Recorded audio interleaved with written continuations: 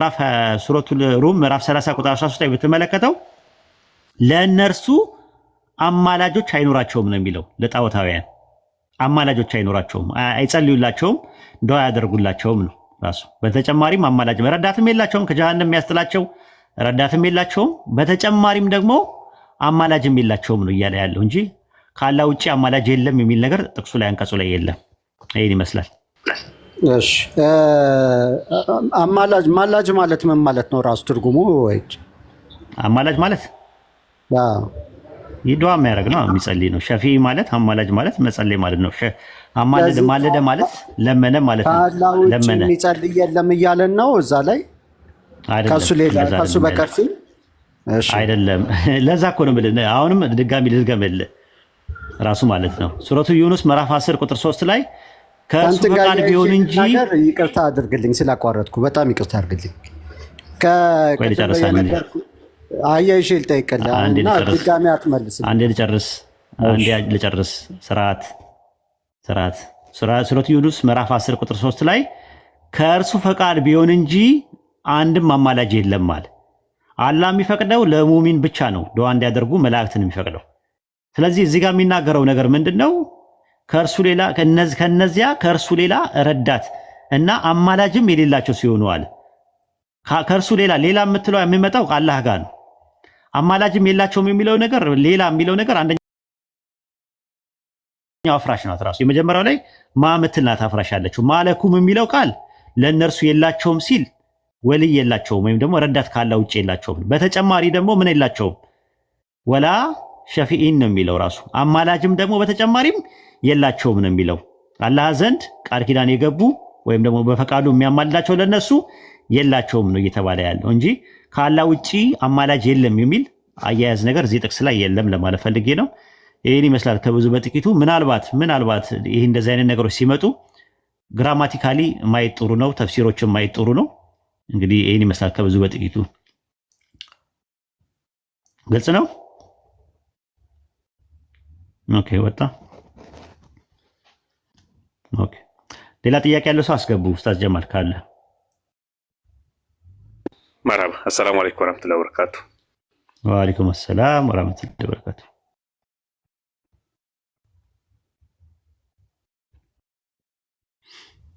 ራሱ ይግባ ወይስ ሌላ ሰው ይግባ? ኡስታዝ ገስት የላክ ነው ኔት በቃው ይመስለኛል። በቃው መሰለኝ። ራሱ ነው የወረደው ወይስ ምንድነው? ራሱ ነው መሰለኝ። ራሱ ነው። ኦኬ ካለ ይባ ያላለቀ ካልሆነ ሌላ ሰው አስገቡ።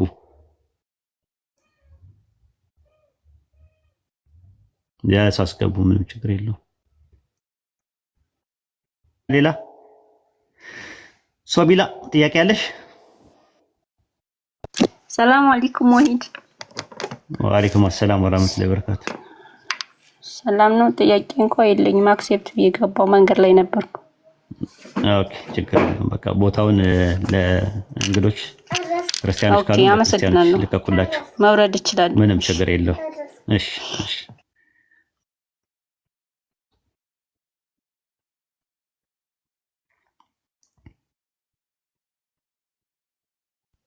ሰላም አለይኩም ኡስታዝ። ወአለይኩም ሰላም ወራህመቱላሂ ወበረካቱ። አንድ ጥያቄ ነበረኝ። ዮሐንስ 14 ላይ በስሜ ብትለምኑ ይደረግላችኋል የሚለው እዚህ ጋር አምልኮ ተቀብሏል ይላሉ። እንዲሁም ደግሞ ሐዋርያት 17:59 ቆይ ተረጋጋ። መረጋጋት አይሻልም? ቀስ እያልክ ነው። አንድ ጥያቄ ጠይቀኛል። ከዛ ወደ ሁለተኛው ጥያቄ እያልን እንሄዳለን። አይሻልም? አንደኛው ሁለተኛው ጫጫታ ቦታ ላይ ነው ያለው። ብዙ ጊዜ ተነግረዋል። አንተ ልጅ አትሰማም። ምን ይሻላል? ምን ይሻልሃል?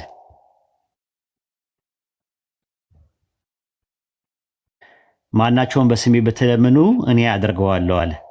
አደርገዋለሁ አዊል ምንድነው የሚያደርገው ሲባል እዛው ላይ ይናገራል። ቁጥር 15 ላይ አብን እለምናለሁ እያለ ነው የሚናገረው። እንግሊዝኛውን ብትመለከቱት if you shall ask anything in my name ማለትም በስሜ ብትጠይቁ አብን ማለት ነው። አብ ነው የሚጠይቀው። I will do አለ፣ አደርጋለሁ አለ። ምንድነው የሚያደርገው? I will pray the father አለ፣ እጸልያለሁ አለ። ይሄው መልሱ ባጭሩ እጸልያለሁ። I will pray I do ነው አይደል? I will do ሲል አደርጋለሁ ነው። ራሱ ዱ ማለት ያው ግስ ነው። ምንድነው የምታደርገው ሲባል ጸሎት ይጸልያል። ያው የመጀመሪያው ተመለሰልህ? አዎ ግልጽ ነው ኡስታዝ። እንትንስ ሐዋርያት ሥራ 7:59 ላይ እስጢፋኖስም ነፍሴን ተቀበላት አለው የሚለውስ? አዎ ክፍት ነው። ሰማያት ተከፈቱ ይላል። ሰማያት ተከፈቱ ይላል። አዎ ሰማያት ሲከፈቱ ቀጥታ ሐዋርያት ሥራ 7:59 ላይ ሰማያት ሲከፈቱ ፊት ለፊት ኢየሱስን ሲያገኘው ጌታ ኢየሱስ ሆይ ነፍሴን ተቀበል አለ። ምን ያደርጋሉ? ነፍስን ይቀበላሉ። የሚቀጥለው ዓለም ላይ ያሉ ሰዎች እዚህ ዓለም ላይ ያለው ሰው ወደዛ ሲሄድ ይቀበላሉ። በምን ታውቃለህ ሲባል የሉቃስ ወንጌል ምዕራፍ 16 ቁጥር 9 ላይ እኔ ግን እላቸዋለሁ የአመፃ ገንዘብ ሲያልቅ በዘላለም ቤቶች እንዲቀበሏችሁ በእርሱ ማለትም በገንዘቡ በሰደቃ በማድረግ ወዳጆች ለራሳቸው አድርገዋል። ስለዚህ ወደ ሰደላቸው ሰዎች የሰጠናቸው ነገር ምጽዋት የሰጠናቸው ሰዎች ለነዳ ምናምን ያደረግናቸው ሰዎች ቀድሞውኑ ከሄዱን በዘላለም ቤቶች ይቀበሉናል እነሱ ማለት ነው። ነፍሶቻችንን በዘላለም ቤቶች እንዲቀበሏችሁ እስቲ ንገረኝ። በዘላለም ቤቶች እንዲቀበሏችሁ ብለህ በል። በዘላለም ቤቶች እንዲቀበሏችሁ እስቲ በዘላለም ቤቶች እንዲቀበሏችሁ። በቃ እነማን ናቸው የሚቀበሉት ነፍሳችንን ወደዛ ስንሄድ? የዘላለም ቤት ማለት ያኛው ነው የሚቀጥለው ዓለም።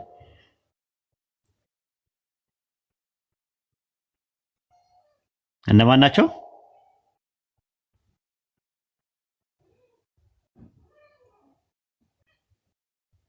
አለ ኢስላም አለ ወይስ የለህም?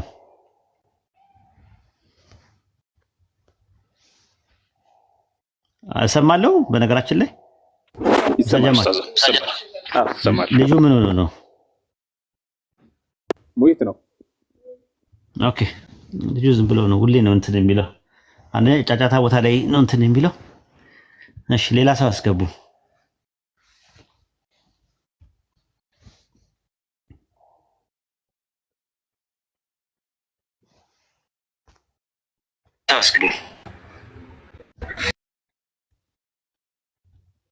እሺ ሌላ ሰው አስገቡ። ተመለሰልኝ ኢስላም?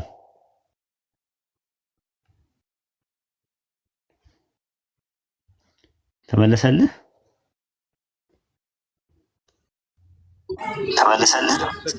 ቤት እያስቸገረኝ።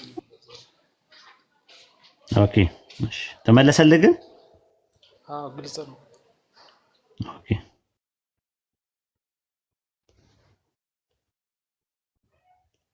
እነማን ናቸው የሚቀበሉት የሚለውን ነገር ያው ወዳጆች ያደረጋችኋቸው ሰዎች ውለታ የተዋዋላችሁ።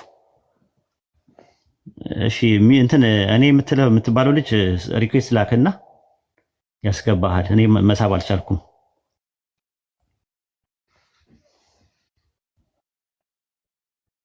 ሪኩዌስት ላኩ አስገባቸው። አሜን ክርስቲያኖች ኡስታዝ። እሺ መርሐባ ዱከም ማሳባለው መሰለኝ። ኦኬ እሺ አሚን።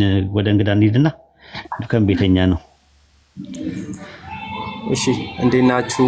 ደህና ናችሁ? ሰላም ነው። እንዴት ነህ? አሚን ሁሉ ሰላም። ታሪፍ ነው አይት ይመስገን ደህና ነኝ። ሰላም ነው። ጫጫታ ቦታ ላይ ነው ያለኸው። ያው እዚህ ቤት ህጉ አንደኛው ጫጫታ ቦታ ላይ ነፃ መሆን ነው። ወጣ ሊበልሽ? እሺ አዎ መንገድ የየርክ ስለው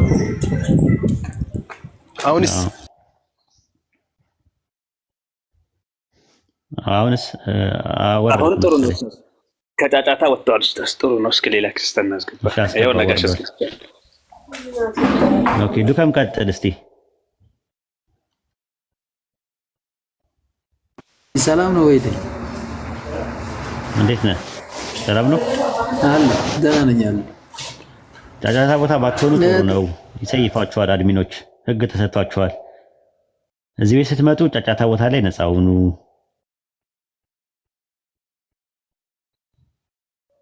ጫጫታ ላይ አትሁኑ ፕሊዝ። ያለዛ አድሚኖች መመሪያ ተሰጥቷቸዋል። ጫጫታ የሆነውን ሰው አውቶማቲካሊ አባሩ ተብለዋል። ስለዚህ እኔ የለሁበትም በኋላ ላይ ማለት ነው። እያያችሁ ግቡበት። አሚን። መጣው አሁንስ መሰማ የለም? አሁን ጫጫታ የለውም። እሺ ጥያቄ አለኝ። ይሻላል። አሁን አንደኛው ጠይቅ። አንድ ጥያቄ አለ። ጠይቅ። እሺ ነብዩ መሐመድ ሲወለድ ምን ነበረ እምነቱ? ሙስሊም ነበሩ።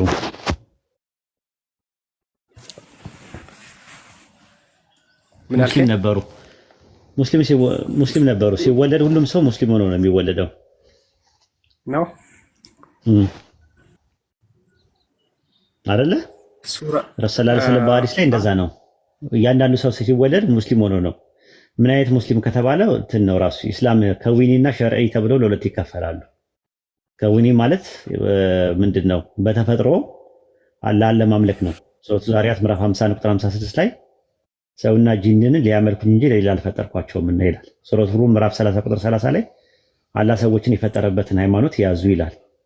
ስለዚህ ሰው የተፈጠረበት ዓላማና ኢላማ መጀመሪያ ሲወለድ አላህን ለማምለክ ነው የሚወለደው።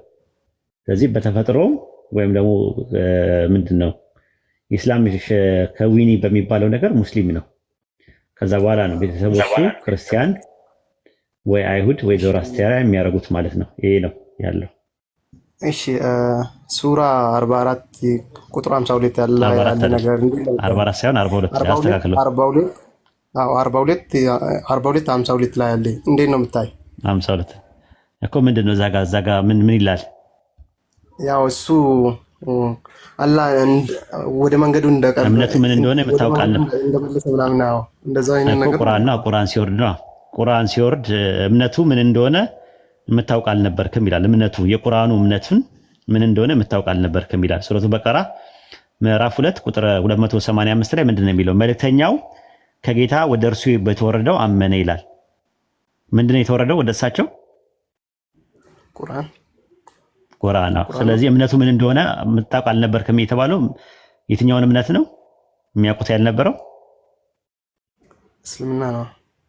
ቁርአንን ስለ ቁርአን ነው ራክሱ ምንድነው የሚለው? ወደ አንተ አወረድ ነው ሰዎችን የምትመራበት ብርሃን አደረግ ነው። ከሱ በፊት እምነቱ ምን እንደሆነ የምታውቅ አልነበርክም። የማንን? የቁርአንን። በቁርአን ላይ ያለው እምነት የቁርአን ላይ ያለው ዕውቀት የምታውቅ አልነበርክም። ለምን? ሱረቱ በቀራ ምዕራፍ 2 ቁጥር 285 ላይ መልእክተኛው ከጌታ ወደ እርሱ በተወረደው አመነ። ማን ያመነው? እሱ ነው መሐመድ። በምንድን ነው ያመነው? ያው በሱ ላይ በወረደ ማለት በቁርአን። እሱን ያንን እሳቸው ከመውረዱ በፊት የምታውቅ አልነበርክም። ቁርአኑን አያውቁትም እሳቸው እንጂ እስልምናን አታውቅም ነበር የሚል ነገር የለም። ሸሪዓውን የቁርአን ሸሪዓን አያውቁም እሳቸው። አየሽ፣ አመሰግናለሁ። ሌላ አንድ ጠይቅ። እሺ እንደ እስልምና ያው ነቢያቶችም ሙስሊም ነው ብሎ ይታመናል። መጽሐፍትም ለነሱ እንደተሰጣ ይናገራል በቁርአን። ያው የነሱ መጽሐፍ ስናይ አሁን ለምሳሌ ዳዊት እግዚአብሔር ራሱ አባት ብሎ እንደሚጠራ ነገር አድርገው ነው የምናገር በዳዊት መጽሐፍ ማለት ነው። ክርስቶስ ራሱ ዳዊት ክርስቶስን ጌታ ብሎ እንደጠራ አድርጎ ክርስቶስ ራሱ ይናገራል። እና አሁን በቁርአን ስናይ ያው ነቢያትም ሁሉ የነበሩ አላህ እንደፈጠረ አድርገው ነው የምናገር። ከዛ ደግሞ መጽሐፍም ለነቢያቶች ተሰጥተዋል ይላል። ያኔ የነቢያት መጽሐፍ አሁን ለምሳሌ ኢሳያስ ብንመልከት ክርስቶስን ጌታ አምላክ ብሎ ሲጠራ ነው ያየን። ዳዊት ስንመልከት እግዚአብሔርን አምላክ አባት ምናምን ብሎ ሲጠራ፣ ክርስቶስ ደግሞ ጌታ ብሎ ሲጠራ ምናምን ነው። እና እንዴት ነው ይሄ ነገር? በዕብራይስጥ አብ ማለት ምን ማለት ነው? አብ ማለት በዕብራይስጥ አባት ነው ብቻ ነው። በዕብራይስጥ አብ ማለት ብቻ ነው። አይ ራሳቸው እኔ የሚያውቅ እሱ ነው። ሌላ ኦሪጂኔተር በሚል አይመጣም። ራሱ ለምሳሌ የሄብሪው እንግሊሽ ሌክሲከል ላይ ስትመለከተው አብ የሚለው የዕብራይስጥ ቃል ኦሪጂኔተር በሚል ይመጣል ብሎ ያስቀምጠዋል። ለምሳሌ ኦሪጂኔተር ለምሳሌ ለአዲስ ዓለም እስቲ ወይ ጀማል በሜሴንጀር ኑልኝ አንዴ። እንትና ማን ነው ጀማል ናስቲ አንዴ መክፈት የሚችል ሰው እምልክለት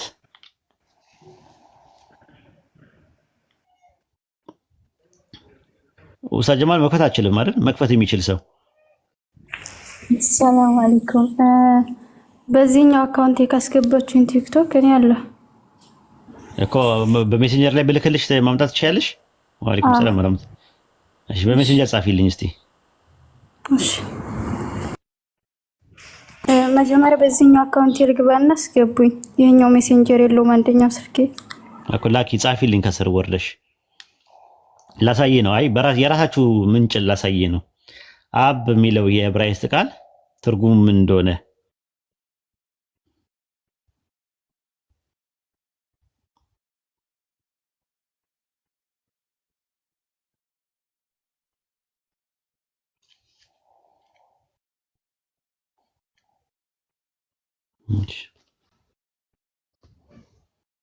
ኦኬ ሜሴንጀር ላይ ነኝ።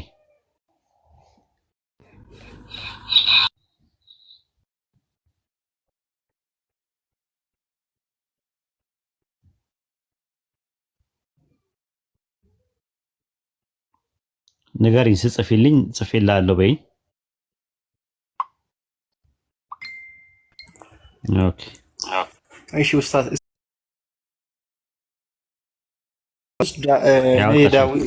የነብዩ ዳዊት ጌታ ነው ያለ ነገር ቆይ አንዴ አንተ ጥያቄ ጠይቀህናል። ስለዚህ መታገስ አለብህ። እኛም ያንተን ጥያቄ በትዕግስት ነው እንትን የምንለው አይደለ? ስለዚህ ታገሰ ነው እንትን ማለት ያለብህ።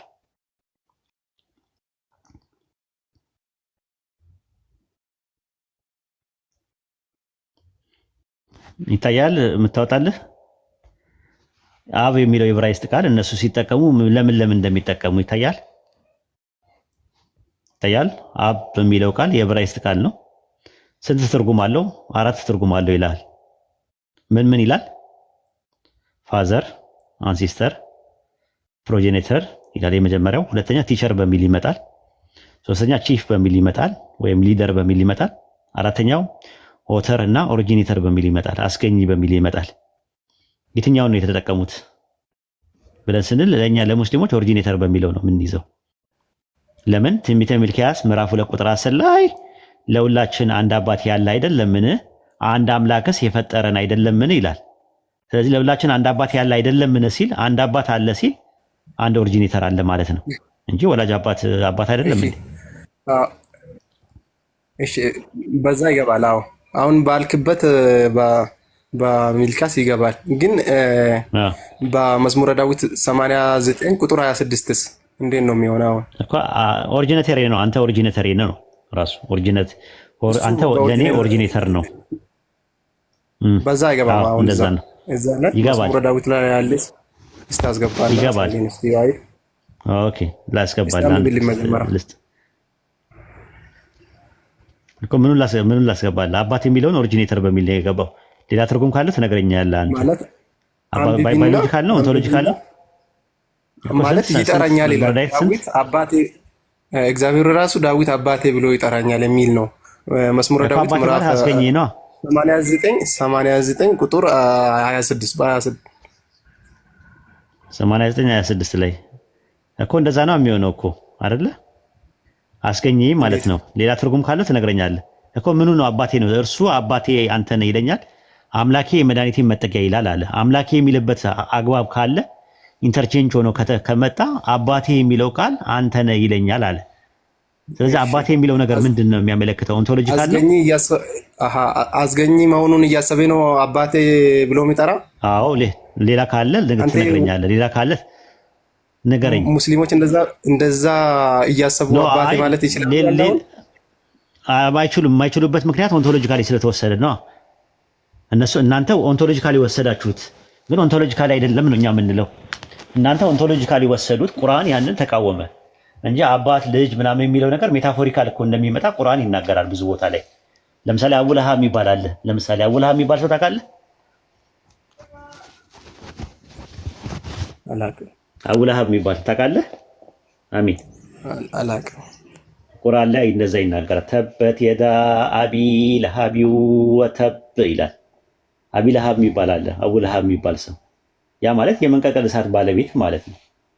ግን የእሳት ባለቤት ለማለት አብ የሚለውን ነው የተጠቀመው አረብኛው ላይ።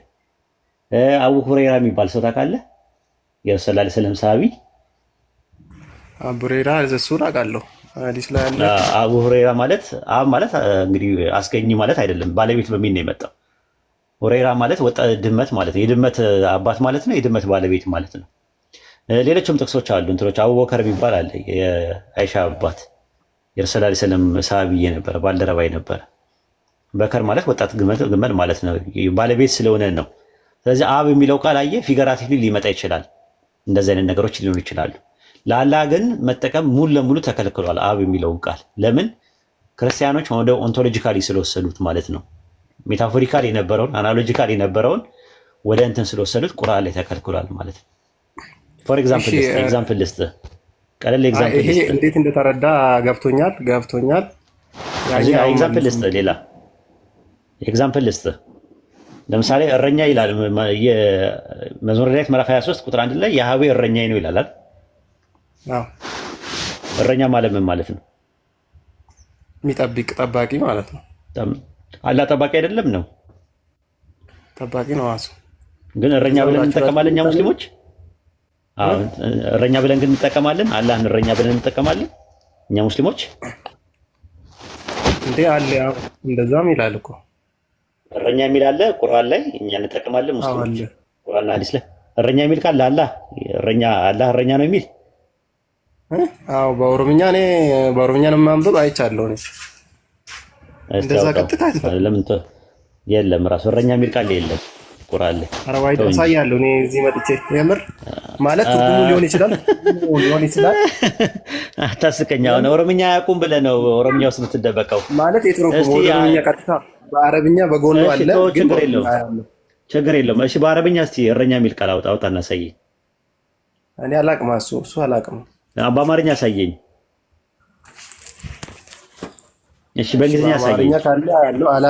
በአማርኛ እረኛ የሚል አላህ እረኛ ነው የሚል እረኛ ነው የሚል አላየም አልኩ እኮ እኔ አላየም እኮ አልኩ ነው።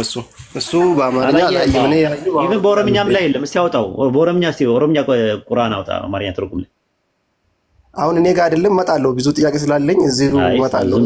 አይ አንድ ነገር ካፍህ ከመውጣቱ በፊት አስብበት እሺ።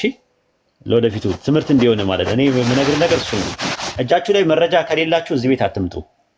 በጣም ጥንቃቄ ይፈልጋል ይሄ። ምክንያቱም አሁን 800 ሰው እያዳመጠ ነው ያለው። አሚን እርግጠኛው እኛ ያሳያል እኮ ነው። አምጣ በኦሮምኛ ማምጣና እናየዋለን። ክፉ አትናገር። እኔ ያሳያል እየተናገርኩ አይደለም፣ ግን ያለ መረጃ አታውጣው፣ ካፍ አታውጣው ነው። እሺ አሁን እኮ ስራ እንቀጥላለን። አሁን አሳያለሁ፣ ሳመጣው እንቀጥላለን ነው የሚባለው። አዎ የለህም በቃ። ስለዚህ አሁን በጨበጣ አታውራ ለማለት ፈልጌ ነው እንዳይለምድህ። እሺ ቀጥላ፣ ወደ ሌላ ጥያቄ፣ ቀጣይ ጥያቄ ሂድ።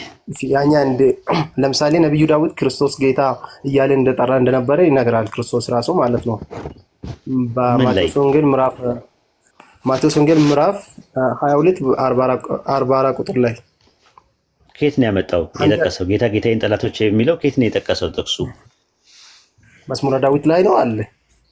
ምዕራፍ 110 ማን ለማን ምን አለው ይላል?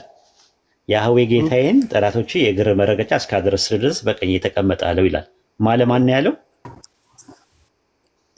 ጌታ ጌታዬን ይላል አይደለም። ጌታ ጌታዬን አይደለም የሚለው ያህዌ ጌታዬን ጠላቶች የእግር መረገጫ እስካደረስ ድረስ በቀኝ የተቀመጠ አለው ይላል አይደለ? አዎ መዝሙረ ዳዊት ላይ እንደዛ ይላል። አዎ ያህዌ አንድ ዘዳግም 6:4 ላይ ያለው አንዱ ያህዌ ማንን ነው በቀኝ የተቀመጠ ያለው? ማንን ነው በቀኝ የተቀመጠ ያለው? ልጁን ነው፣ ወልድን ነው እኮ። ማን ነው አንዱ ያህዌ ነው አይደል? ማንን ነው ያለው? ክርስቶስን፣ ወልድን። አዎ ስለዚህ አንዱ ያህዌ አንደኛ ግራማቲካሊ ኦንቶሎጂካሊም ተለያይተው ቁጭ ብለዋል። ስለዚህ ዳዊት ታዲያ ለምን ጌታ አለው? ጌታዬ ለምን አለው ነው ያንተ ጥያቄ። ጌታዬ ለሚለው ቃል የሚጠቀመው አዶኒ ነው። አዶኒ ነው ያለው። ምን ያለ አዶኒ ማለት ነው አይደለ? አዶኒ ማለት ያው ዝም ብሎ እንትን ማለት ልክ አብርሃም እንዳለው ማለት ነው። ኤሌዘር ምን አለ? ያህዌ ጌታዬን ባረከው ይላል። ጌታ ጌታዬን ባረከው ይላል አይደል? አዎ አይደል? ማንን ነው የባረከው? ጌታ ጌታዬን ነው የሚል ማን ጌታ ጌታዬን ባረከው ይላል። ማንን ነው የባረከው?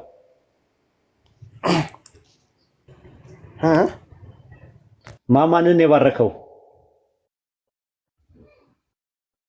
አንተ ለምንድን ነው ሌላ የምትጠይቀኝ? እኔ ቀጥታ ትመልስልኝም እንዴ? እየመለስኩልህ እኮ ነው። እየመለስኩልህ ነው ያለሁት እንድታውቀው ነው። ራሱ ጌታዬ ይላል። ባዩ ማን ነው? ለማን ነው ያለው? አሰላሙ አለይኩም ወራህመቱላሂ ወበረካቱ። እያወራን ያለው እኔ ዘፍጥረት 24:35 ነው ያለው። አይዞ 34:25 ነው። እኔ ጋር ስትመጣ ያው ችግሩ ምንድነው? እንትን ነው አመጣለሁ ማስረጃዎችን ስለማመጣ ከዛ አንፃር ነው ራሱ ማለት ነው። እስቲ ዘፍጥረት 24:35 ላይ እንግሊዝኛውን አንድ ያውጣለት። እንግሊዝኛውን አውጣለት። እሺ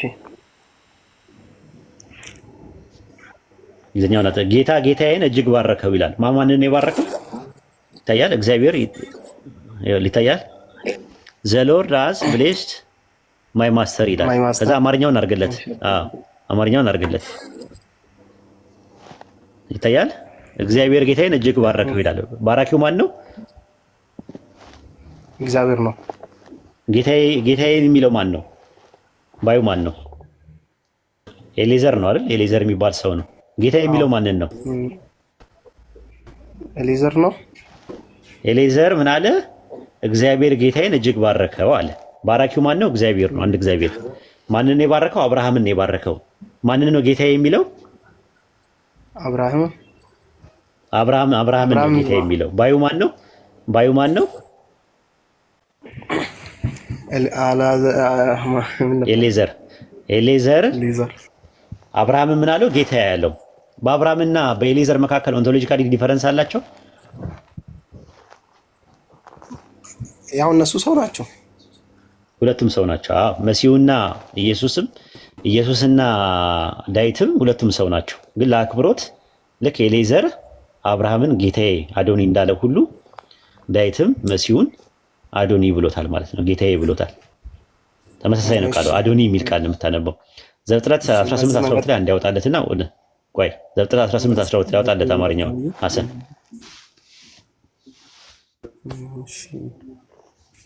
ዘፍጥረት 18:12 ላይ ሐሰን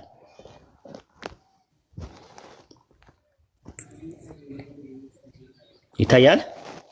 ሳራም በልቧ እንዲህ ሲል ሳቀች፣ ካረጀው በኋላ በውኑ ፍቶት ይሆንልኛልን? ጌታዬ ፈጽሞ ሸምግሏል አለች። ማንን ነው ጌታዬ ሸምግሏል ያለችው? ሰማይና ምድር የፈጠረው አምላክ ሸምግሏል እያለች ነው። ሳራ ማንን ነው? አብርሃም ነው። ጌታዬ ለሚለው ቃል የገባው ምንድን ነው? አዶኒ ነው። ተመሳሳይ ነው። ለአብርሃም ነው ገባ። እሺ አዎ ዳዊት እግዚአብሔርን ጌታዬ ሲል ምንድን ነው የሚጠቀምበት ቃል? እግዚአብሔርን ጌታዬ ሲል ምንድን ነው የሚጠቀመው?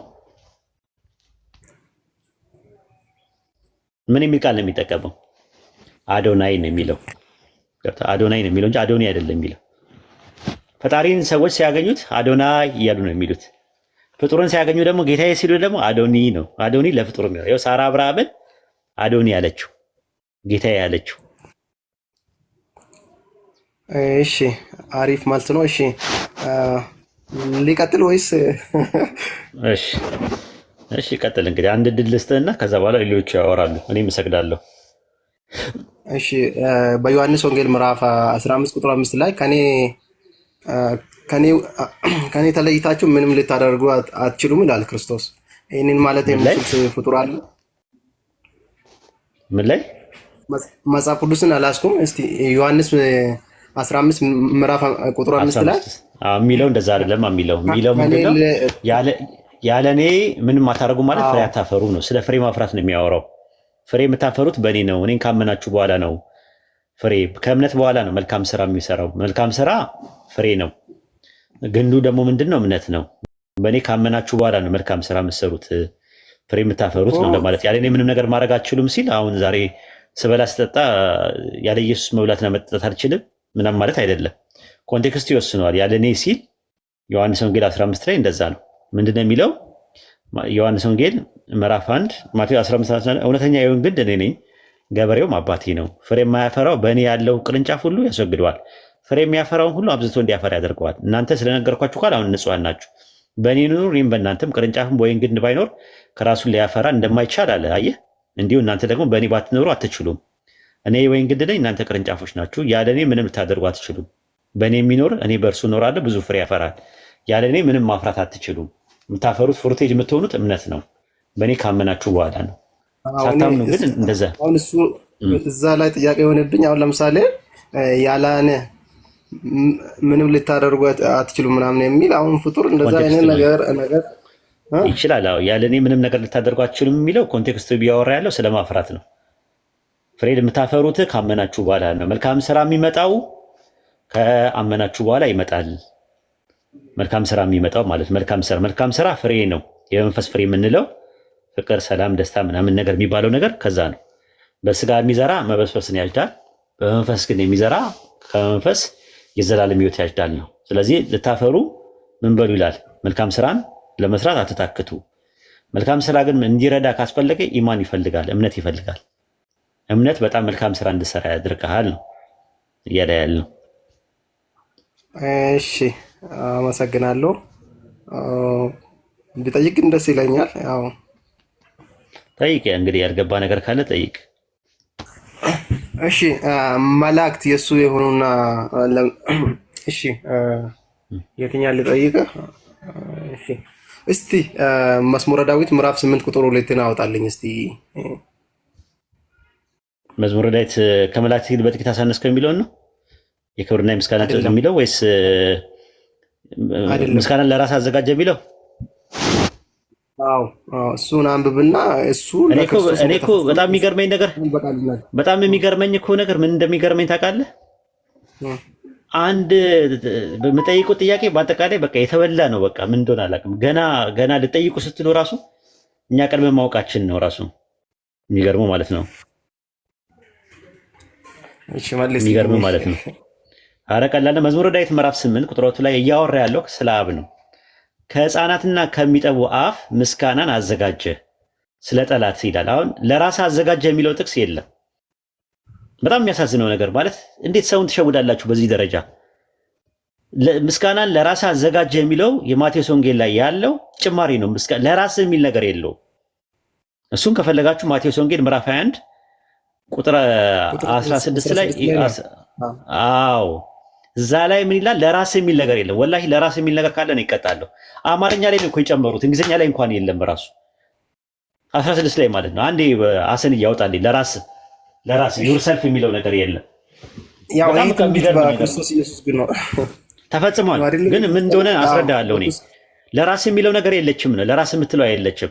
አብ ነው ለወልድ ያዘጋጀው። ልክ ነው። አብ ለወልድ ምስጋናን አዘጋጅቷል። እዛው ላይ እናየዋለን። ግን ለራስ የሚል ነገር የለም። እንደዛማ ከሆነ ኢየሱስ ያዌ ሊሆን ነው ራሱ። ግባ ማቴዎስ ወንጌል ምዕራፍ 21 ቁጥር 16 ላይ ማቴዎስ ወንጌል ምዕራፍ 21 ቁጥር 16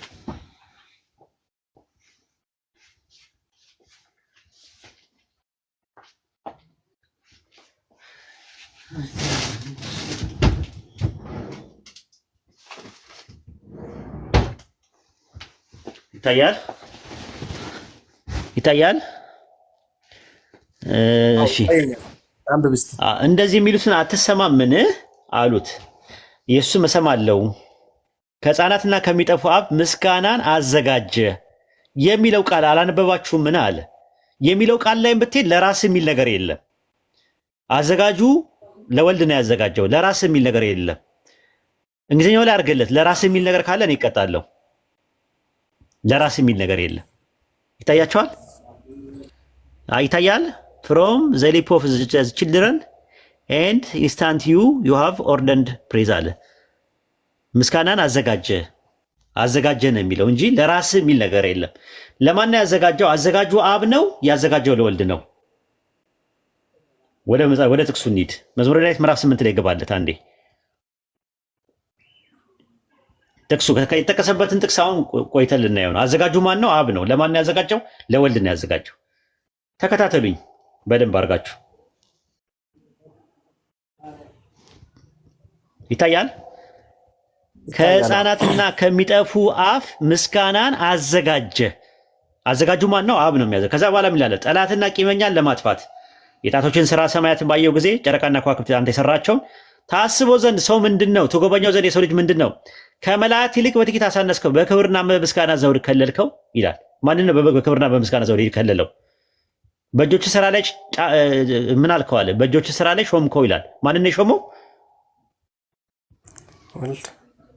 ወልድ ነው የሾመው። ምስጋናን አዘጋጀህ አለው። ከዛ በኋላ የምስጋናውን ዘውድ ጫንክለት አለ። ጫኙ ማን ነው? አብ። እያወራ ያለው ማን ነው? ምስጋናን አዘጋጀ እያለ የሚያወራው ማንን ነው? መዝሙረኛው አብን ነው ወይስ ወልድን ነው?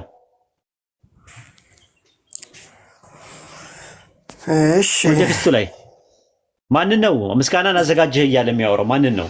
ያወራ ከዛ ከላይ ጀምሮ እያወራ ያለው ማለት ነው።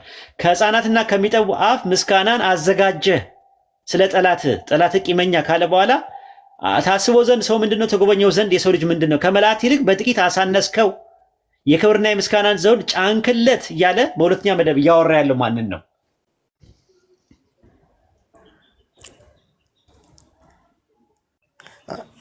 እሺ አሪፍ ነው። እሺ የመጨረሻ ልጠይቅህ እንዴ? መጀመሪያ መልስልኝ እንጂ አስረግጥልኝ እኮ ነገርኩህ እኮ ይሄን እኮ ጨረስን እኮ። ማንን ነው አዘጋጀህ የሚለው? ታች ወርዶ ለወልድ ስለሆነ እናገራል እኮ ታች። ስለዚህ ምስጋናን ያዘጋጀው ማን ነው? ያው እሱ እግዚአብሔር ነው።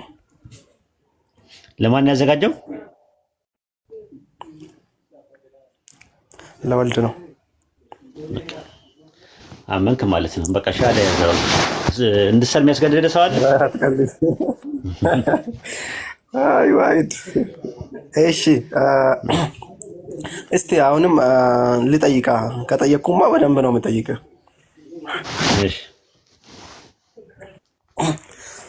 እሺ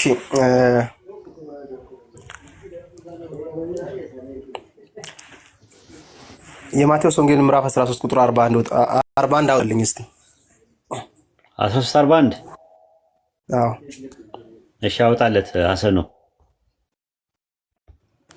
ፋፊሻ ሰው ሲገባ ኤክስፓንድ የነበረው ያጥራል ራሱ ማለት ፋፊሻ ስትገባ እንትን አለ ማለት ነው፣ ተገለበጠ ማለት ነው።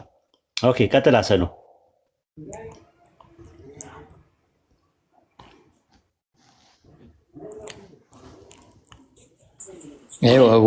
አሜን። እሺ አንብቡልን እስቲ የሰው ልጅ። እሺ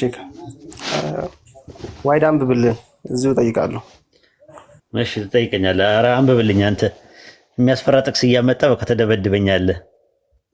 ኧረ ተው። እኔ እኮ ሳይንስ ነው እንጂ ስለ እምነት እኮ አላጠናውም። እኔ አንዳንድ ነገሮች አያለሁ እንጂ። እሺ የሰው ልጅ መላእክቱን ይልካል፣ ከመንግስቱ እንቅፋት ሁሉ አመፃን የሚያደርጉት ሁሉ ይለቅማል አለ። ምንድን ነው የፈለከው?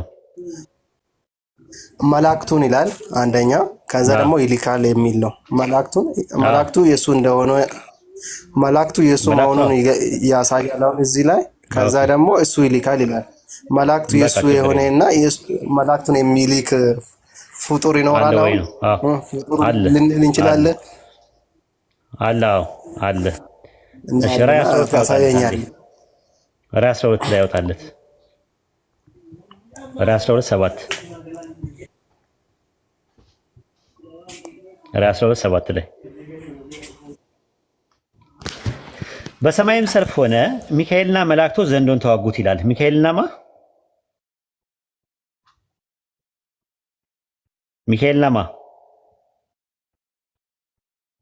ሚካኤልና ማን? አሚን እሺ ሚካኤልና ማን? መንገድ ዘሎ ነው ይላል። ሚካኤልና ማን? ዘንዶ የተዋጉት ማን ናቸው? ሚካኤልና ማን ናቸው? ዘንዶን የተዋጉት ዘንዶ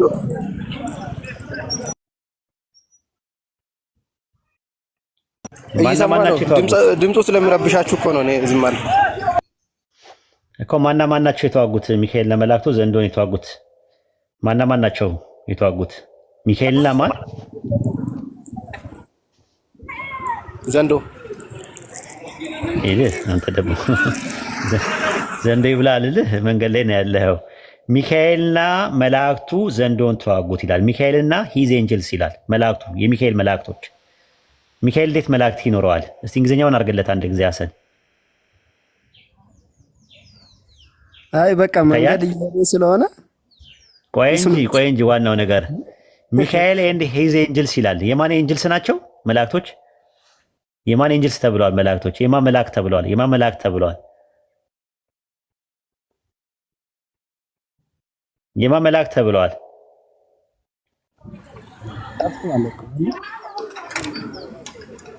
እሺ እኔ ነው ዋይድ አዎ የማን መላእክት ተብለዋል? መላእክት የማን መላእክት ተብለዋል? እዚህ ጋር እሺ የሚካኤል ተብለዋል እዚህ ላይ። እሺ ስለዚህ ሚካኤል ምን አለው? እንደዚህ was where with him is ሚካኤል and his angels fighting። ስለዚህ መላእክቶቹ ሂስ የሚለው ወደ ማን ነው የሚጠቀው? ወደ መላእክት ነው የሚጠቀው። ወደ እንትን ነው የሚጠቀው፣ ወደ ሚካኤል ነው። ሚካኤል መላእክቶች አሉት። ሚካኤል የመላእክት አለቃ ነው። መልአክ እንደሚልክ ደግሞ ማስረጃ ልስጥህ።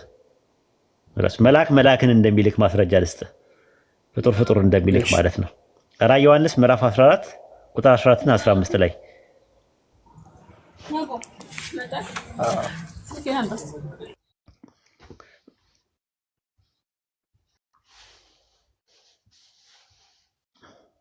ራዕየ ዮሐንስ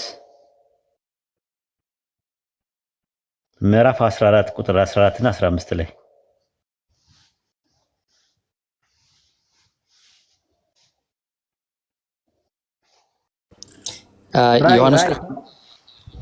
ራዕየ ዮሐንስ ምዕራፍ 14 ቁጥር 14 እና 15 አንደኛ ነው ሁለተኛ ዮሐንስ ራዕየ ዮሐንስ ነው ያልኩህ። ራዕየ ዮሐንስ አብሽር። እሺ ራዕየ ዮሐንስ አብሽር፣ ስራ ላይ ልትሆን ትችላለህ። እሺ ራዕየ ዮሐንስ ምዕራፍ 14 ቁጥር 14 እና 15 እሺ ራዕየ ዮሐንስ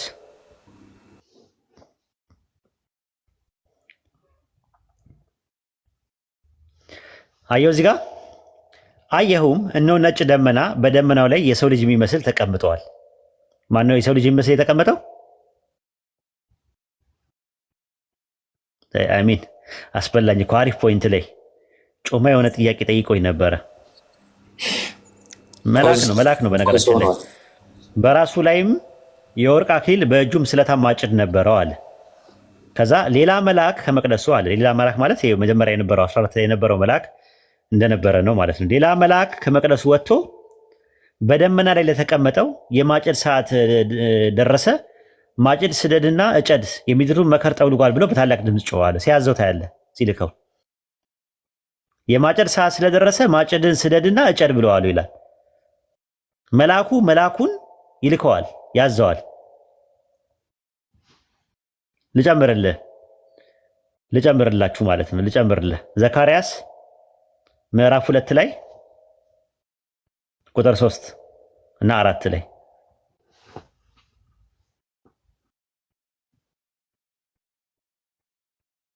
ዘካርያስ ምዕራፍ 2 ቁጥር 3 እና 4 ላይ እነሆ ከኔ ጋር ይነጋገር የነበረው መልአክ ወጣ፣ ሌላም መልአክ ሊገናኘው ወጣ። ከዛስ እንዲህም አለው፣ ሩጥ፣ ይህን ጎልማሳ እንዲህ በለው፣ በኢየሩሳሌም በውስጡ ካሉ ሰዎች አንሶች ብዛት የተነሳ ቅጥር ወደሌላቸው መንገዶች ሆናለችና ትኖራለች አለው ይላል።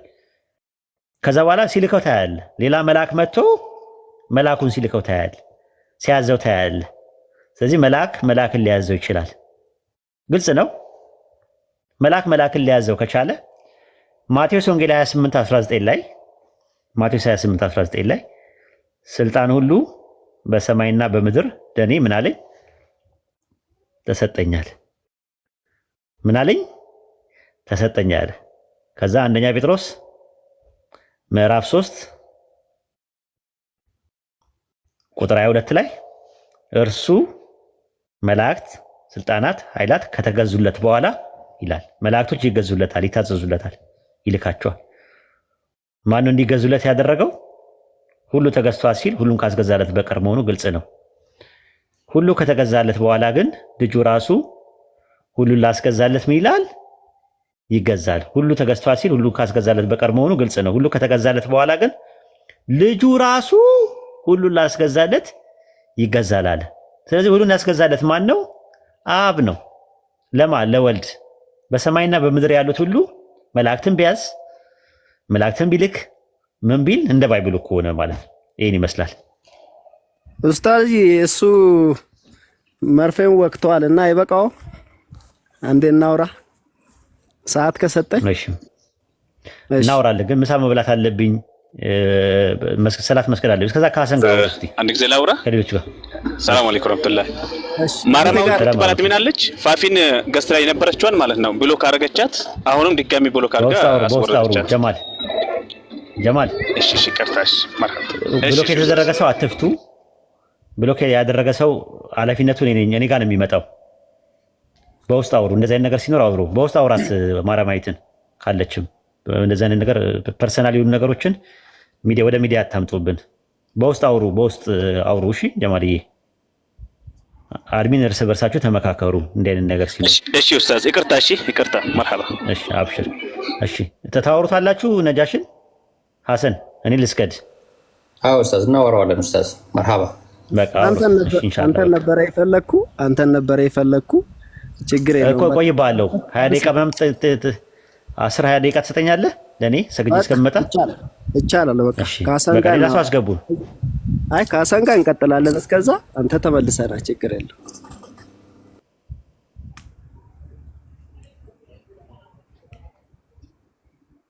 ሐሰን ጥያቄ ካለ እስከዛ ጠይቀኝና። ነጋሽ እንዴት ነህ? አለው ሐሰን እንደምን አለ? ደህና ነኝ። ጥያቄ ልጠይቅህ ክርስትና ላይ ጠይቀኝ፣ ችግር የለም። እሺ ኢየሱስ እግዚአብሔር ነው? በመጽሐፍ ቅዱስ ኢየሱስ የእግዚአብሔር ልጅ ኢየሱስ መሲህ እንደሆነ ኢየሱስ ክርስቶስ እንደሆነ የሚመሰክር እንጂ እግዚአብሔር እንደሆነ የሚመሰክር የነቢያትና የሐዋርያት ትምህርት የለም።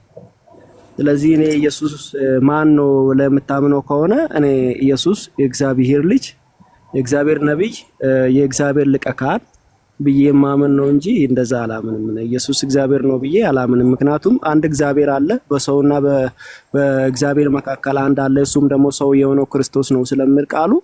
ስለዚህ ይሄ ሰው የሆነውን ሰው ክርስቶስንና ደግሞ እግዚአብሔር የተባለውን ሁለቱንም አንድ ላይ አላስቀምጣቸው፣ ምክንያቱም የተለያዩ ስለሆኑ ማለት ነው።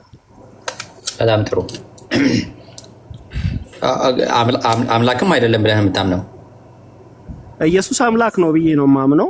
ምክንያቱም አምላክ ነው አምላክ ነው ብዬ ነው የማምነው። መጽሐፉ እንደምለው አምላክነቱ የሚመለክ ነው። አምላክነቱ የሚመለክ ሳይሆን አሁን ለምሳሌ ዘጸአት ምዕራፍ 7 ቁጥር 1 ላይ እግዚአብሔር ሙሴን አለው እኔ በፈርዖን ላይ አምላክ አድርጌያለሁ፣ ወንድም አሮን ደግሞ ነብይ ይሆናል አለው። ስለዚህ መዝሙር 82:6 ላይ ይመስለኛል እኔ ዛሬ አማልክት አልኳችሁ ይላል። ስለዚህ አማልክት ማለት የብዙ ብዛነትን የሚገልጽ ፕሉራል ማለት ነው። ስለዚህ አምላክ የምንላቸው ቃሉ የመጣላቸው ዮሐንስ ወንጌል ምዕራፍ 10 ቁጥር 33 ጀምረን እስከ 35 ስናየው ኢየሱስ ራሱ ቃሉ የመጣላቸው አማልክት ናቸው ብለው ለፈሪሳውያን ሲመልስላቸው እንመለከታለን። ስለዚህ አምላክ ማለት የባህሪ አምላክነት አለ፣ ደግሞ የጸጋ እግዚአብሔር ለቅዱሳን ነቢያት የሰጣቸው ስልጣን ወይም ደግሞ ቃሉ የሰጣቸው እግዚአብሔር እሱን ቃል የመሰከሩ ነቢያት አማልክት ይባላሉ። ከዛ አንፃር ኢየሱስ ምን ይባላል? አምላክ ይባላል። ደግሞ ያው እግዚአብሔር ልክ እንደ ሙሴ ኢየሱስን አምላክ አድርጌሃለሁ ባይለውም የኢየሱስ አምላክነት ልክ እንደ ሙሴ የሹመት ነው እያልከኝ ያለው? በትክክል እንዴ አብ ቀድሶ ወደ ዓለም የላከው ልጁን እናንተ ታወርዳላችሁ ብለው ኢየሱስ እኮ በቃ ነገራቸው እኮ። ከላይ ምን አላቸው? እሺ ቀጥል። ከላይ ምን አላቸው ኢየሱስ? አንተ ስለ መልካም ስራ አይደለም የምንወግር አንተን አምላክ ስለማድረግ ነው አሉት። በስልጣን ስለምናገር ኢየሱስ ከአብ ዘንድ የተቀበለው የቃል ሙላት አለው። እግዚአብሔር የላከው ስለ እግዚአብሔር ስለሚመሰክር እሱ በስልጣን ስናገራቸው ደንግጦ ምን አሉት? በቃ አንተ ስለ አምላክ ራስን አምላክ ስለማድረግ ነው የምንወግር እንጂ ስለ መልካም ስራ አይደለም አሉት። ከዛ በሕጋችሁ እናንተ አማልክት ናችሁ ተብሎ ተጽፏል አላቸው። ስለዚህ ከዚህ አንፃር ነው አምላክነቱን እኔ አምላክነቱን ይቀበለዋለሁ። አይ ግን አምላክነቱ የሚመለክ አይደለም። ነገር ግን የሹመት አምላክነት አለው። ልክ ለሙሴ በፈርዖን ላይ እንደሾመው የዛ አይነት ሹመት እንጂ የሚመለክ አምላክ ሆኖ አይደለም። ለምን ኢየሱስ እኮ አብ ደግሞ ከስም ሁሉ በላይ ስም ሰጠው በምድር በሰማይ ሁሉ ለእግዚአብሔር አብ ክብር ለኢየሱስ ክርስቶስ ጌታ እንደሆነ ምላስ ሁሉ ይመሰክራል አይደል? ፊልጵስዩስ መጽሐፍ ስላልያዝኩ ይቅርታ፣ አንድ ስልክ ስለያዝኩት ነውና ስለዚህ ኢየሱስ ልናከብረው ይገባል፣ ልናመልኮም ይገባል። ምክንያቱም አብ ከስም ሁሉ ቆይ አሁን ይኸውልህ ተመልሰህ ወደ አምልኮ እየመጣህ ነው። ልናከብረው ይገባል። አሁን እናከብረዋለን። ልክ ሙሴን በምናከብርበት፣ አብርሃምን በምናከብርበት፣ ዳዊትን በምናከብርበት እናከብረዋለን። ከዛ በላይ ክብር በተሻለ ነው የምናከብረው። በተሻለ እንደምታከብረው እስኪ ማስረጃ ስጠኝ። ይኸው እሱ እኮ ራሱ ዝቅ በማድረጉ ከስም ሁሉ በላይ ስም ሰጠው ይላል። እስቲ እዚህ ጋር አውጣልኝ እስቲ። ቆይ እሱ ራሱን ዝቅ ማድረጉን ሳይሆን እግዚአብሔር ልክ ሙሴን አምላክ አድርጌሃለሁኝ ይለዋል አይደለ? ኤሎሂም አድርጌሃለሁ ይለዋል። በትክክል በአንደበቱ። ኢየሱስን ግን ኤሎሂም አድርጌሃለሁ ወይም አምላክ አድርጌሃለሁ ብሎ የተናገረበት ነገር አለ እግዚአብሔር? ኢየሱስ ብቻ አይደለም ቃሉ የመጣላቸውም አምላክ ይባላል። ኖ ለሙሴ እኮ ቃል አይደለም የመጣለት ምንድን ነው የመጣ? በፈርዖን ላይ አምላክ አድርጌሃለሁ አሮንም ነብይ ይሆንልሃል ብሎ ነው ያለው አይደል? በትክክል በጣም ጥሩ። ሙሴ ህግጋትን ተቀብሏል፣ ከፈጣሪ ቃልን ተቀብሏል። ነገር ግን ፈጣሪ በቀጥታ ምንድን ነው ያለው? ሙሴን አምላክ አድርጌሃለሁ አሮን ወንድምህም ነብይ ይሆንልሃል ነው ያለው። ኦኬ። እግዚአብሔር በተመሳሳይ መልኩ ቃል በቃል ኢየሱስን አምላክ አድርጌሃለሁ ብሎታል አላለው? ኢየሱስ ራሱ መስክሯል እንጂ እሱ ራሱ አምላክ እንደሆነ በሕጋችሁ ተጽፏል፣ እኔ እሱ ነኝ አይደለም። እሱን አይደለም ያልኩህ። እግዚአብሔር ልክ ሙሴን በዘጸአት ምዕራፍ 7 ቁጥር 1 ላይ አምላክ አድርጌሃለሁ ባለበት መንገድ ኢየሱስን ብሉይ ኪዳን ላይ ነው ማለት አዲስ ኪዳን ላይ ሊገኝ የሚችለው ከማቴዎስ እስከ ራእይ ድረስ እኔ አምላክ አድርጌሃለሁ ብሎ ይለዋል አይለውም?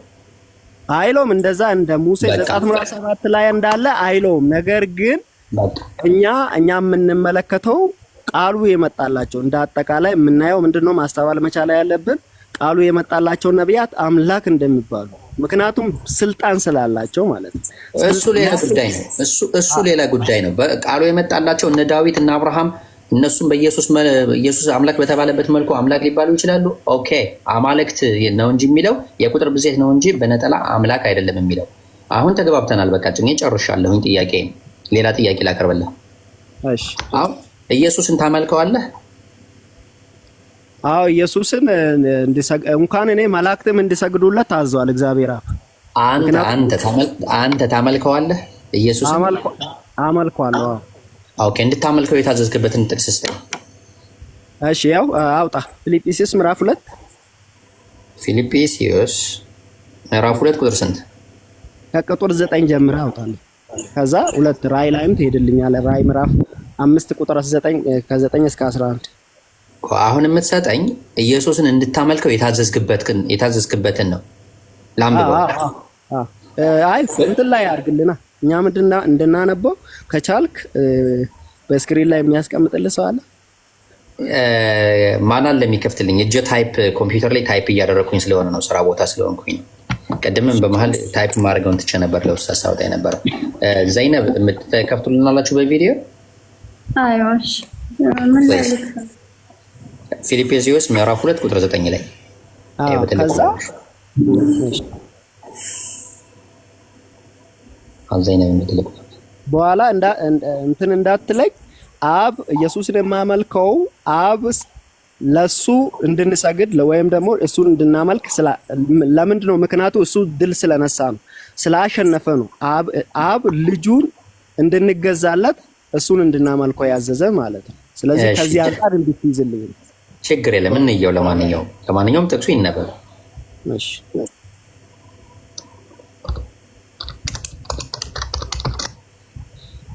ምዕራፍ 2 ቁጥር 9 ላይ በዚህ ምክንያት ደግሞ እግዚአብሔር ያለ ልክ ከፍ ከፍ አደረገው፣ ከስምም ሁሉ በላይ ያለውን ስም ሰጠው። ይህም በሰማይና በምድር ከምድርም በታች ያሉት ሁሉ በኢየሱስ ስም ይንበረከኩ ዘንድ ነው የሚለው። በኢየሱስ ስም እንበረከኩ ዘንድ ነው ማለት ነው። እሺ ቀጥል። አጥልና ምላስም ሁሉ ለእግዚአብሔር በትክክል። ስለዚህ ከላይ ነገር ግን ምላስም እስቲ ቁጥሩ አይታይም። ቁጥሩ ትንሽ ወደዛ ፈቅ የሚያደርግልን ቁጥር 9 ላይ እሺ። በዚህ ምክንያት ደግሞ እግዚአብሔር ያለ ልክ ከፍ ከፍ አደረገው፣ ከስም ሁሉ በላይ ያለውን ስምን ሰጠው። ይህም በሰማይ በምድር ከምድርም በታች ያሉት ሁሉ በኢየሱስ ስም ይንበረከኩ ዘንድ ነው አለ። ስለዚህ መንበርከክ ምንድን ነው? መንበርከክ ማምለክ አይደለም እንዴ? ምንድን ነው ታዲያ? አሁን ለምሳሌ አንተ ከተንበረከክ ምን ልታረግ? ሲጀመር በኢየሱስ አለ። ኢየሱስ አይልም እኮ ለኢየሱስ ይንበረከኩ ሳይሆን የሚለው በኢየሱስ ስም ነው የሚለው። ያው እኮ ቃሉ እኮ ያው ምላስም ምክንያቱም ደግሞ እግዚአብሔር ያለ ልክ ከፍ ከፍ አደረገው። ከፍ ከፍ የተደረገው ማን ነው? ከስም ሁሉ በላይ ስም እየሰጠው ማን ነው? እግዚአብሔር። ከዛ በሰማይ በምድር ከምድርም በታች ያሉት ሁሉ በኢየሱስ ስም አሁን ለምሳሌ በአሳን ካልኩ በአሳን ማለት ነው። 11 ጨርሰው እስኪ 11 ምላስም ሁሉ ለእግዚአብሔር አብ ክብር ነው የሚለው። አዎ ለእግዚአብሔር አብ ክብር። አዎ ትክክል። ጌታ እንደሆነ ይመሰክር ዘንድ ነው ይላል። ስለዚህ እነዚህ መንበርከካቸው ለኢየሱስ አይደለም። ለኢየሱስ ነው እንኳን ብትል ለአምልኮ አይደለም። የአምልኮ መንበርከክ አይደለም መንበርከክ። እና ታዲያ ምንድነው ተንበረከክ ማለት ምን ማለት ነው? እሺ ይሄ ካላስመረከክ ተንበረከክ ማለት አመለክ ማለት አይደለም። አመለክ እኮ ወርሺፕ ነው። እኔ ቅድም አሁን የጠየቀው ጥያቄ ምንድነው? እንድታመልከው የታዘዝክበትን ትእዛዝ ነው። ቀጭን ትእዛዝ። ኢየሱስን ለምሳሌ አምልኩት። ለምሳሌ እግዚአብሔር እሱን እንድናመልከው በግልጽ ተናግሯል አይደል? በትክክል። አዎ እስኪ እግዚአብሔር እርሱን እንድናመልከው ያዘዘበትን አንድ ጥቅስ ስጠኝ ለናሙና። እንዴ ያው ምንድነው የዕብራውያን ምዕራፍ 1 ላይ እኮ እንኳን እኛ መላእክትም ደግሞ ለሱ እንዲሰግዱ አዘዋል ይላል እኮ መጽሐፍ። እሱን አይደለም ለናሙና እግዚአብሔር እሱን እንድናመልከው ያዘዘንን ቦታ ላይ እስኪ አንጣ ጥቅስ። እግዚአብሔር ራሱን ኢየሱስን ማን ነው? እግዚአብሔር ራሱን እግዚአብሔርን አምላክን የሰማይና የምድርን ፈጣሪ የሆነውን እንድናመልከው ያዘዘንን ቦታ መቼም ሳንታዘዝ አናመልክም አይደል እንዴ? በትክክል። አዎ ያዘዘንን ቦታ እስኪ ለናሙና እግዚአብሔር እሱን እንድናመልከው ያዘዘንን ቦታ አንድ ጥቅስ አምጣ። ከብሉይ ኪዳን ልታመጣ ትችላለህ። ዘጸአት ምዕራፍ 20 ከቁጥር 4 እስቲ አርግበት። በላይ በሰማይ ካለው በታችን በምድር ካለው ከምድርም በታች በውሃ ካለው ነገር የማናቸውን ምሳሌ የተቀረጸውን ምስል አንተ አታድርግ፣ አትስገድላቸው፣ አታመልካቸው። በሚጠሉኝ እስከ 3ኛ እስከ 4ኛ ትውልድ ድረስ የአባቶችን ኃጢአት በልጆች ላይ የማመጣ አለ። አሁን አምልኮ ከሱ ውጭ ሌላ ነገር መመለክ እንደሌለበት፣ አምልኮ ለሱ ብቻ እንደሚገባው በግልጽ እየነገረን ነው አይደል? በትክክል። በጣም ጥሩ። አሁን የጠየቅኩት ጥያቄ ኢየሱስን እንድታመልከው የታዘዝክበትን፣ ለምሳሌ ኢየሱስን እንድታመልከው የሚያዝህ ማን ነው? እግዚአብሔር ኢየሱስ ክርስቶስ ድል ስለነሳ ስላሸነፈ እሱን እንድንገዛ በሱ በኩል ደግሞ ወደሱ እንድንጸልይ ነው ያዘዘን። እኔ እኮ እያልኩ ያለሁት ኢየሱስን ለምንድን ነው የማከብረው? ለምንድን ነው ለሱ የምታዘዘው? ለምንድን ነው ለሱ የምገዛ ለምለው ጥያቄ እኔ እግዚአብሔር አብ ምላስም ጉልበት ሁሉ ለሱ እንድንበረከክ ስላዘዘ ነው። በኢየሱስ ደግሞ ራዕይ ምዕራፍ 5 ከቁጥር 9 ላይ ምን ለእግዚአብሔርና ለበጉ ሰገዱ ይላል። እስቲ ክፍሉን አውጣልኝና እዚህ ላይ ቆሜ ደግሞ ምን አሳያለሁ ማለት ነው። አንዴ የተላከ ነብይን መታዘዝ እኮ አምላክን መታዘዝ ነው።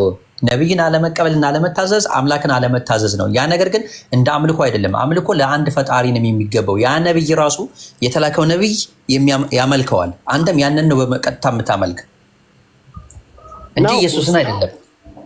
ያው ኢየሱስ አብ በሱ ስም ተንበርከኩ አላለም ብሏል አይደለ? ታዟል። ከስም ሁሉ በላይንም ስም ሰጠው። ደግሞ በራእይ ላይ መጽሐፉ ስለፈታ ማተቡ ስለፈታ ምን አሉ? አንተ ድል ነስተሃልና ብሎ ሲዘምሩለት እናያለን ማለት። ስለዚህ ይሄ ድል የነሳው ኢየሱስ ከአብ እኩል ደግሞ እዛ ጋር ሲዘመርለት ለበጉና ለእግዚአብሔርና ለበጉ ቅኔ ተቀኙ ይላል አይደል? ስለዚህ ቅኔ የሚቀኝለት የትኛው ነብይ የለም። ስለዚህ ኢየሱስ ከመላእክት ይበልጣል፣ ኢየሱስ ከብሉይ ኪዳን ነቢያት ይበልጣል። ከዚህ አንጻር ነው እያልኩ ያለሁት። አናፎካክረውም እንዴ? ኢየሱስ እኮ ፈልጎ አይደለም እኮ ሌሎችን የሚበልጣቸው፣ እንዲበልጥ ስለተደረገ ነው እንጂ ሌላ ነገር አይደለም። ለምሳሌ ኢየሱስ ሁሉም ነቢያት እነ መሐመድን እንደሚበልጥ ታምናለህ? በምንድን ነው የሚበልጠው? ይኸው እንዴ ከመላእክት ይበልጣል ብሎ እኮ ዕብራውያን ላይ ይናገራል። በምንድን ነው የሚበልጣቸው? እንዲበልጣቸው ያደረገ ማን ነው? እግዚአብሔር። ይሄን እኮ አምናለሁ። እግዚአብሔር ያደረገውን ድርጊት መፎካከራና መበላለጫ ልናደርገው አልችልም። አሁን አንተ እኔን በአንድ ነገር ብትበልጠኝ ማለት ነው በተፈጥሮ ባገኘኸው ነገር ላይ እኔ እናንተ አንፎካከርም። ገብቶካል? ነገር ግን እኔ እናንተ ሁለታችን በግል ጥረታችን ያደረግነው ነገር ደግሞ እኔ እናንተን ያበላልጠናል፣ ከፍ ዝቅ ያደርገናል። አንተ እኔም በሌላ ነገር ልትበልጠኝ ትችላለህ። የበለጥከኝ ግን አንተ ራስህ ጥረህ ግረህ ባደረግከው ነገር እንጂ እግዚአብሔር ባደረገልህ ነገር አይደለም እኔንም ትበልጠኝ። እግዚአብሔር ለአንተ ባደረገው ነገር ላይ እኔ እናንተ አንፎካከርም፣ ነቢያቶችም አይፎካከሩም።